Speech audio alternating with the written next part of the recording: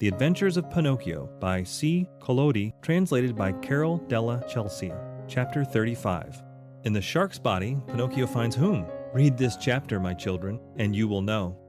Pinocchio, as soon as he had said goodbye to his friend, the tunny, tottered away in the darkness and began to walk, as well as he could, toward the faint light which glowed in the distance. As he walked, his feet splashed in a pool of greasy and slippery water, which had such a heavy smell of fish fried in oil that Pinocchio thought it was Lent.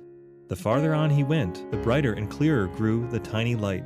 On and on he walked until finally he found, I give you 1,000 guesses, my dear children, he found a little table set for dinner and lighted by a candle stuck in a glass bottle.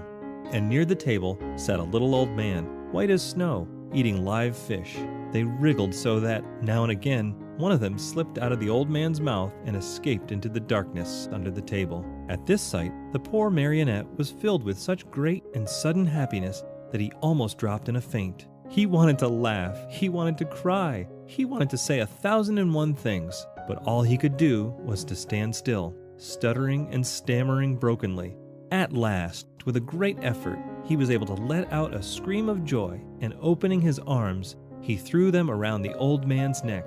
"Oh, father, dear father, I have found you at last. Now I shall never, never leave you again." "Are my eyes telling me the truth?" answered the old man, rubbing his eyes.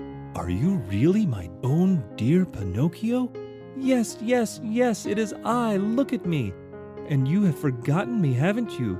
Oh, my dear father, how good you are. And to think that but if you only knew how many misfortunes have fallen on my head, and how many troubles I have had. Just think that on the day you sold your old coat to buy me my ABC book so that I could go to school, I ran away to the Marionette Theater and the proprietor caught me and wanted to burn me to cook his roast lamb. He was the one who gave me the 5 gold pieces for you, but I met the fox and the cat, who took me to the Inn of the Red Lobster. There they ate like wolves, and I left the inn alone, and I met the assassins in the wood.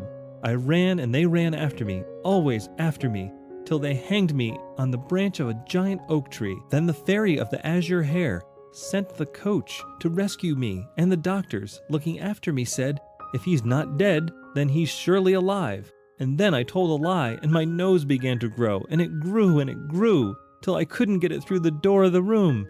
And then I went to the fox and the cat in the fields of wonder to bury the gold pieces. The parrot laughed at me, and instead of 2,000 gold pieces, I found 1. When the judge heard that I had been robbed, he sent me to jail to make the thieves happy. And when I came away, I saw a fine bunch of grapes hanging on a vine. The trap caught me, and the farmer put a collar on me and made me a watchdog. He found out I was innocent when I caught the weasels, and he let me go. The serpent with the tail that smoked started to laugh, and in vain his chest broke. And so I went back to the fairy's house. She was dead, and the pigeon, seeing me crying, said to me, 'I've seen your father building a boat to look for you in America.' And I said to him, 'Oh, if I only had wings.' And he said to me, 'Do you want to go to your father?' And I said, 'Perhaps, but how?' And he said, 'Get on my back and I'll take you there.' We flew all night long, and the next morning the fishermen were looking toward the sea crying, 'There's a poor little man drowning.' And I knew it was you, because my heart told me so, and I waved to you from the shore."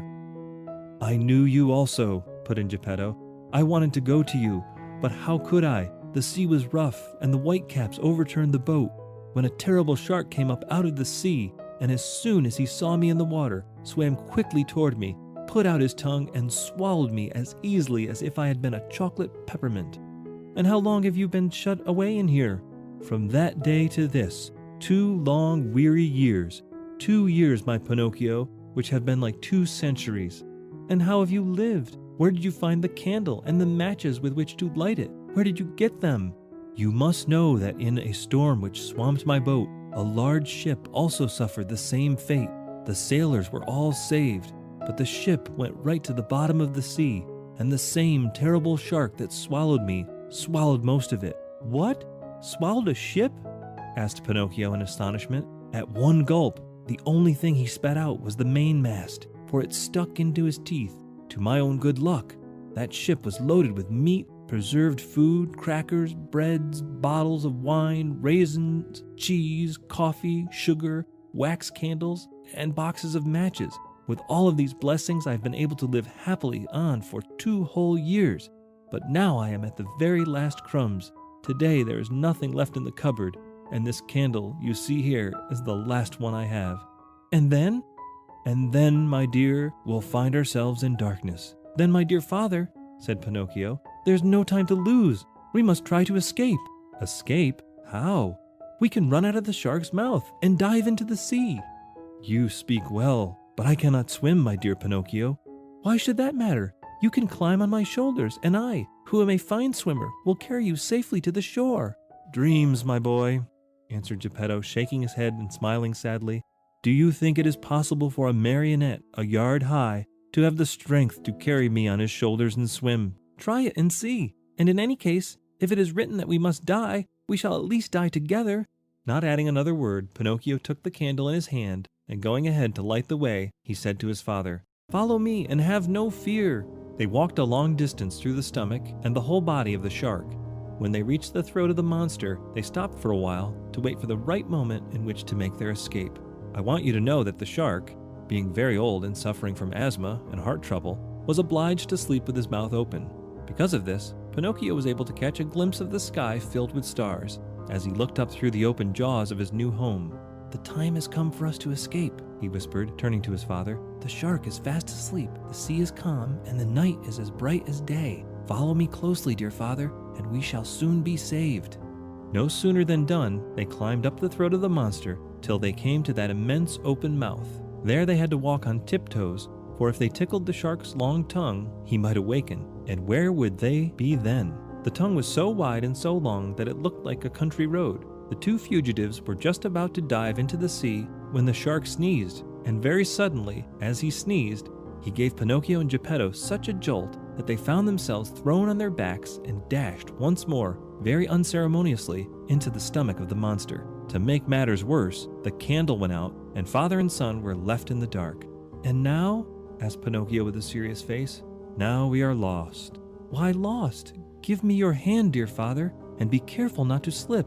Where will you take me? We must try again. Come with me, and don't be afraid. With these words, Pinocchio took his father by the hand, and, always walking on tiptoes, they climbed up the monster's throat for a second time, and then they crossed the whole tongue and jumped over 3 rows of teeth. But before they took the last great leap, the marionette said to his father, Climb on my back and hold on tight to my neck. I'll take care of everything else. As soon as Geppetto was comfortably seated on his shoulders, Pinocchio, very sure of what he was doing, dived into the water and started to swim. The sea was like oil, the moon shone in all splendor, and the shark continued to sleep so soundly that not even a cannon shot would have awakened him. End of chapter 35.